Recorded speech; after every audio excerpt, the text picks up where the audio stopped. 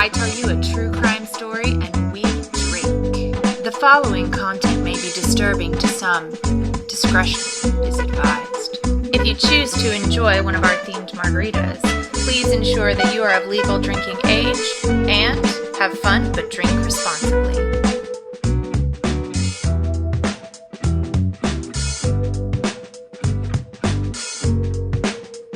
In October of 1994, a fire raged at an apartment in Morin Heights, Quebec, in Canada. After the fire was extinguished, the body of 3-month-old Christopher Emmanuel Dutoit was found in the living room, having been stabbed in the heart with a wooden stake. His parents were found in a bedroom, also having been stabbed to death. Within 24 hours, 53 people with ties to the Order of the Solar Temple would be dead.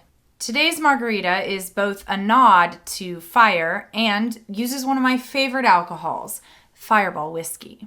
Not sponsored, but it could be. The beautiful drink for this week is a frozen one. To a blender, you're going to add 2 parts tequila, 1 part FireballWhiskey, 1 part lime juice, 1 part triple sec, and then an entire 10-ounce bag of frozen strawberries. If you're a regular, you may have realized that I don't actually put ice in any of my frozen margaritas. I just use frozen fruit.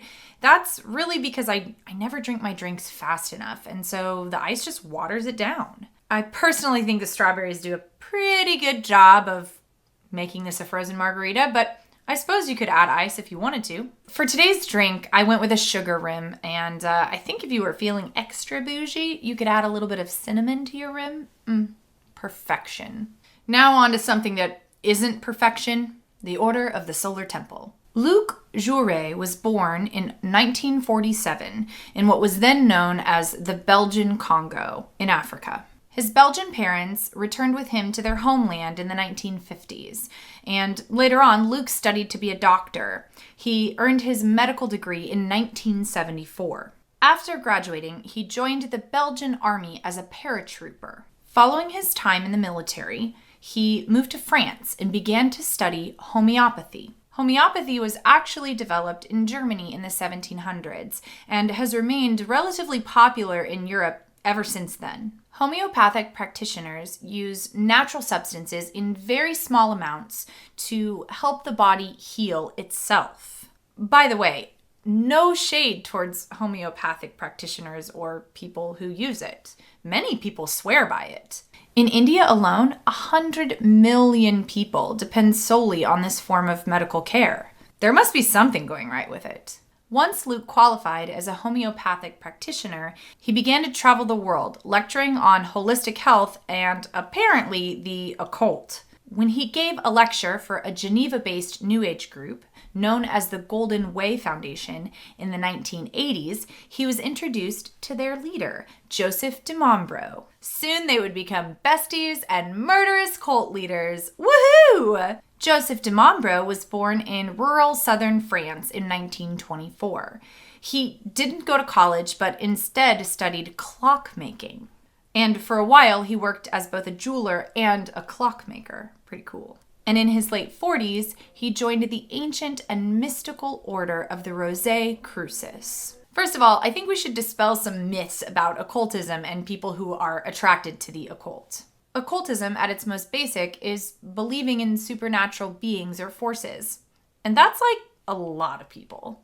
Anyway, apparently this organization that he joined was the largest Rosicrucian organization in the world. What do they believe? Well, I did a lot of reading and trying to figure that out, but I just don't think I'm smart enough. However, according to their website, if you study with them, quote, you will gain specific knowledge of metaphysics, mysticism, philosophy, psychology, parapsychology, and science not taught by conventional educational systems or traditional religions, end quote. Phew. Anyway, throughout the 1970s, Joe formed several New Age philosophical groups. He began to present himself as a representative of the Great White Brotherhood. This evidently was a group of further evolved human beings whose job it was to guide the evolution of the human race. He claimed to be the reincarnation of Moses, an Egyptian pharaoh, and several other people. After our besties discovered their mutual interest in the occult, New Age philosophies, communal living, and manipulating others, they decided to start their own organization.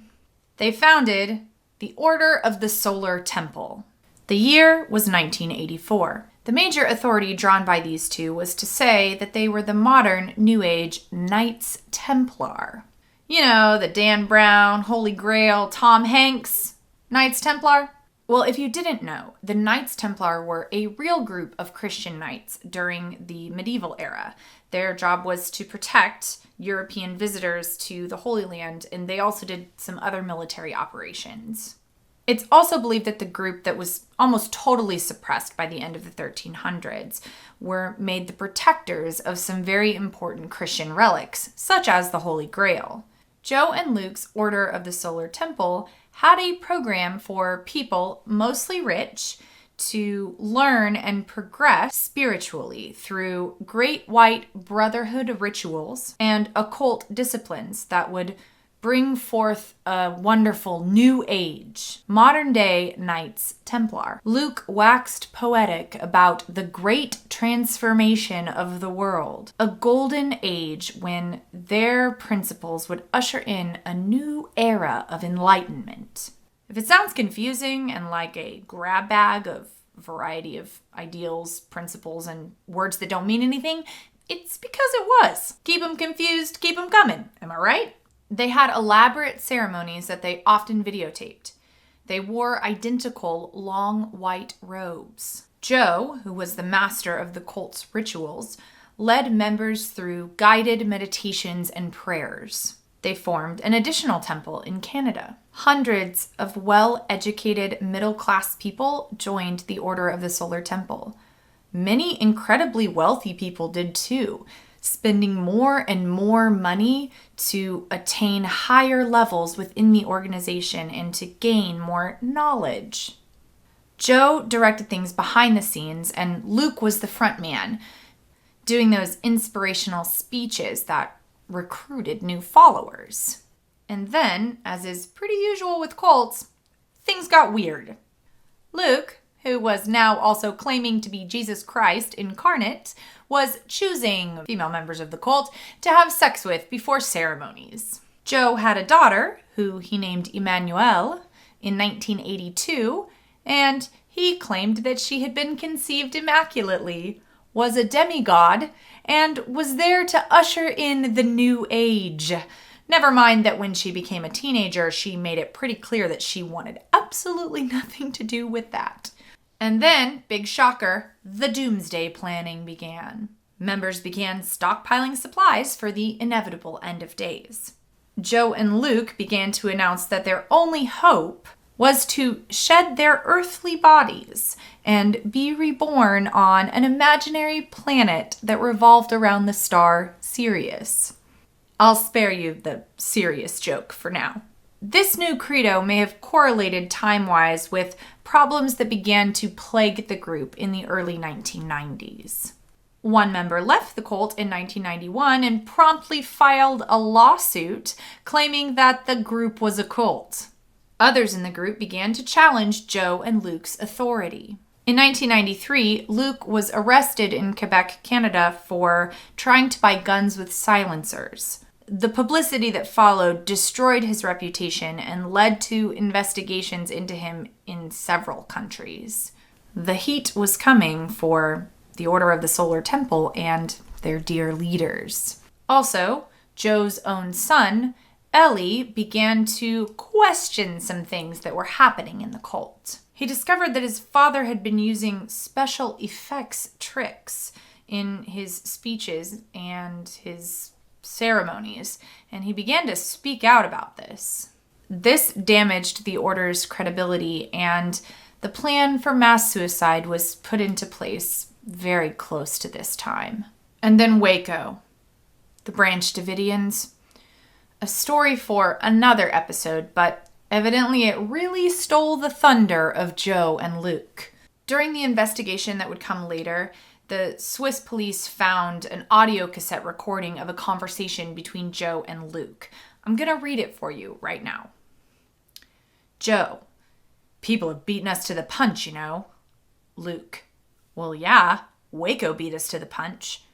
Joe: in my opinion, we should have gone 6 months before them. What we'll do will be even more spectacular. Well, this is how it went. Take a big drink. Trust me. Several cult members were instructed to kill the Dutoit family in Quebec. The reason that was given? Baby Christopher Emmanuel? Yes, apparently he was the Antichrist. Yeah. In part because his name was Emmanuel, or I guess his middle name was Emmanuel. Pretty close to Joe's daughter's name, Emmanuel. Sure, okay. And in part because Christopher's mother, Nikki, had chosen to move to Canada with her family instead of staying back and being Joe's daughter's tutor. In part because Christopher Emmanuel's father was speaking out against the Order of the Solar Temple. After the 3 of them were killed, 2 others were killed, and then the murderers burned the apartment on October 4th and flew back to Switzerland. Joe and several of the upper echelon members of the Order of the Solar Temple held their own version of a Last Supper at a restaurant in Switzerland. On October 4th, 1994, just before midnight, a house erupted in flames. This was followed by 3 additional cottage fires within 24 hours. 48 bodies would be pulled from the wreckage of those houses in Switzerland. Some had ingested a sedative and some had been shot. Many of the victims were found in a secret underground chapel lined with items of temple symbolism. The bodies were dressed in the ceremonial white robes and were arranged in a circle, feet facing inward, and many of them had plastic bags tied around their heads. The fires were triggered by remote controls. Farewell letters said they were leaving the hypocrisy and oppression of this world. It would be impossible to tell which of the members had died by suicide and which had been killed, but it appears it was a combination of both. Joe and Luke were among the dead. Camille Pillet, a 68-year-old millionaire who had contributed massive amounts of money to the group, was among the dead. Ellie, Joe's son, was killed, as was 12-year-old Emmanuel. And that was transit number 1. Take 4 big drinks. Trust me. 14 months later, 13 adults and 3 children were found dead in a pasture in France. 14 victims had ingested sedatives, and then 2 people who were tasked with killing the other 14 shot them. They then poured an accelerant all over themselves and the bodies and lit themselves on fire as they shot themselves in the head. Do you have any drink left? Because I'd suggest drinking it. Trust me. On the morning of March 23rd, 1997, 5 more members of the Order of the Solar Temple died by suicide. Another house was set ablaze, and 5 smoldering bodies were pulled from the rubble. 3 teenagers, the children of one of the couples who had died in the fire, were discovered in a shed behind the house, alive but heavily drugged. Okay, we're done. Thank goodness. The Order of the Solar Temple was believed to be inactive, but recent research shows that there are between 140 and 500 members still living in Switzerland, France, and Canada.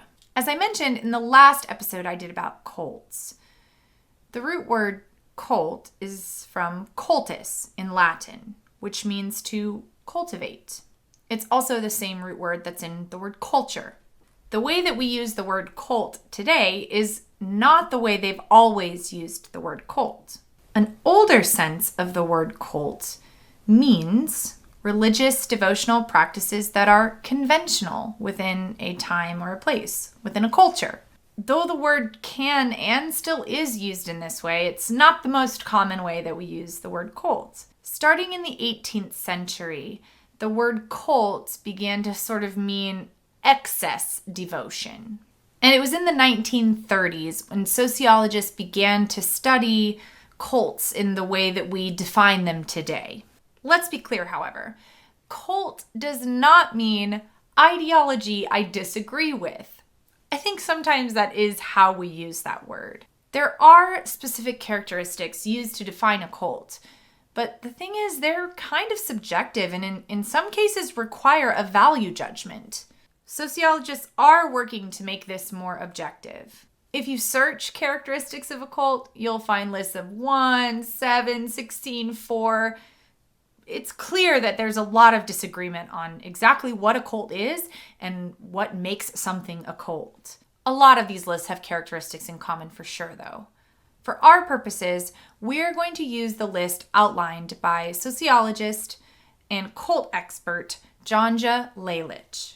Dr. Lalich defines 4 characteristics of cults. They are 1. The charismatic leader.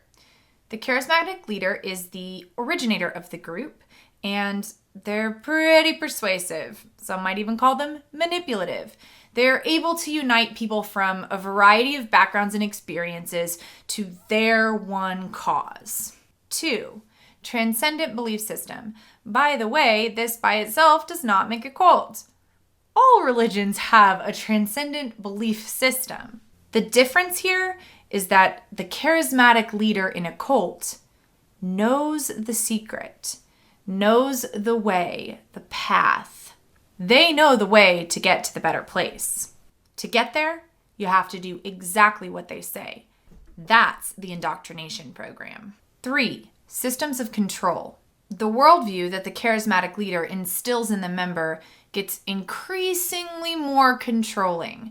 This can look like isolating the member from their friends and family and from the outside world as a whole.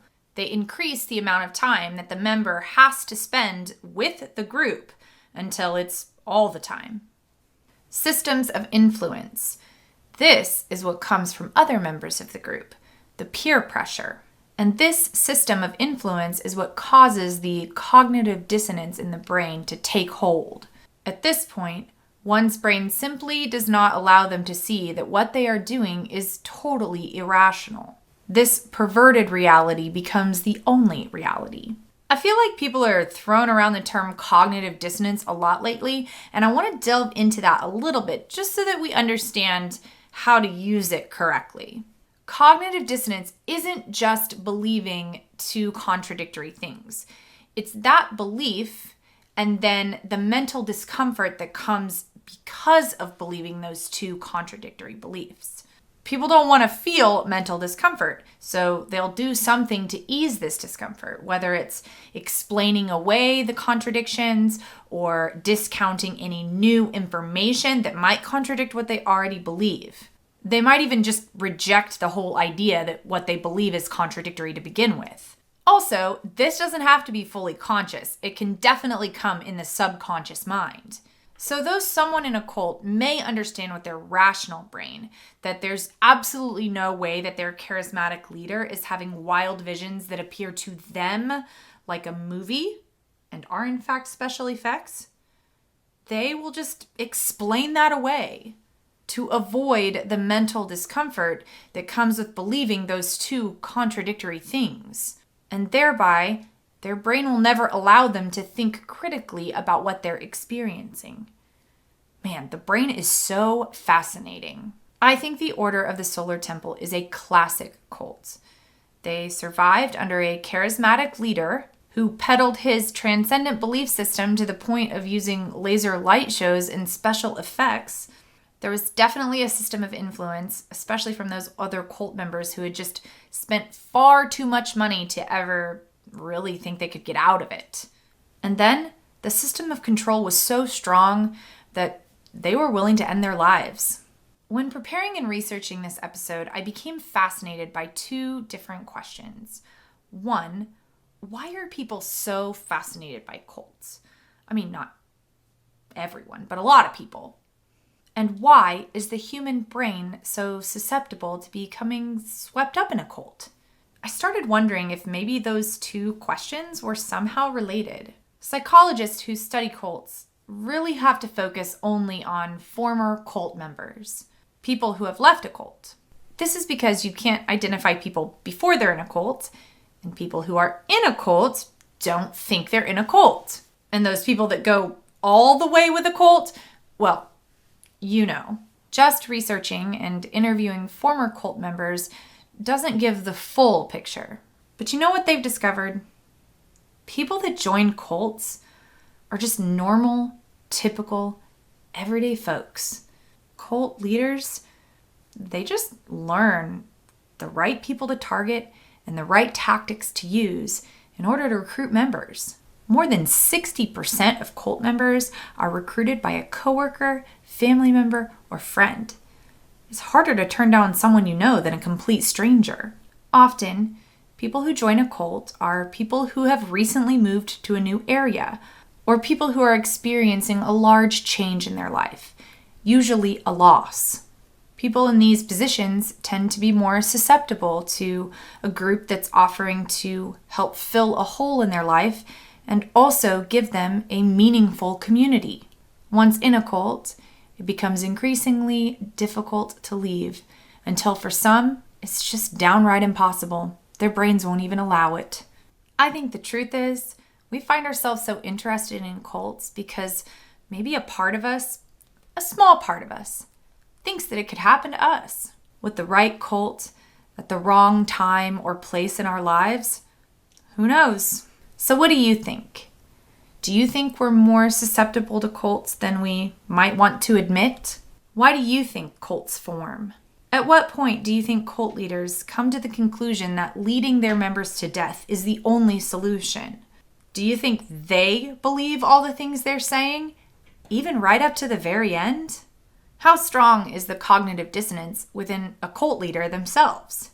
At what point does all logic and rationality just flee from a person's brain? Thanks for hanging out with me. If you have an idea for a margarita or a case, head over to my social media. The links are in the description box. I've gotten 2 amazing margarita recipe recommendations that are coming up soon, but I can always use more. You can never have enough margaritas. Next week, we're delving into a very sad story about a man who won millions, but it cost him his life. Remember, the ingredients for next week's margarita, which is the Orange Crush, is in the description box. Have you reviewed Margs and Mayhem yet? You'd sure be my Orange Crush if you did. See what I did there? I'll see you next week. And remember, there are always alternatives to murder and joining a cult.